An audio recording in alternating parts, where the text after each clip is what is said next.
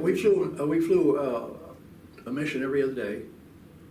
We lived in tents, and as I said, we moved as the war proceeded. We moved, and we would fly. We flew. This squadron was assigned a mission almost every day, and those missions were primarily escorting bombers. B-24s and B-25 bombers is what we did mostly. That was the primary mission. The secondary mission was to cover landings. When the Marines would come and land, and we would cover them and attack the enemy aircraft that was attacking them.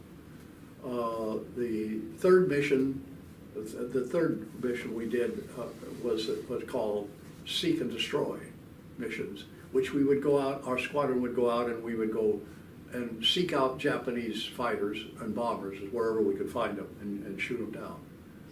So those were the three primary missions that we had. And I flew mostly the P-38. I flew 103 combat missions, and 64 of those were P-38s, and the others were in the P-47. The P-47 was a single-engine fighter. The P-38 was a twin-engine fighter, and we preferred the P-38 in the Pacific because it was faster and it had better range, and so that was the main bird that we used.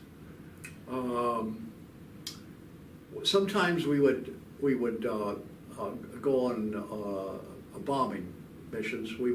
The P-38 could carry 2,000-pound bombs, and we would go out and bomb facilities and bomb shipping and whatever we found. Sometimes it was a pretty simple thing, and sometimes it was pretty complicated. But my most famous mission was a fishing boat, a Japanese fishing boat. Actually, we were going out to bomb something, I forget what it was, and it was clouded in because we couldn't bomb, so we had to turn around and go home.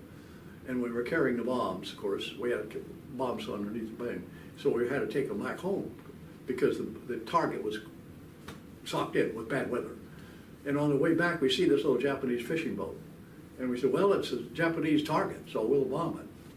And so we lined up and started bombing, and it was a small boat. And he saw us coming, and every time we would dive on him, he'd quickly turn and turn and turn. And boom, the water would fly up, and he'd disappear under all the water blowing up. And then out the other side he comes, choke.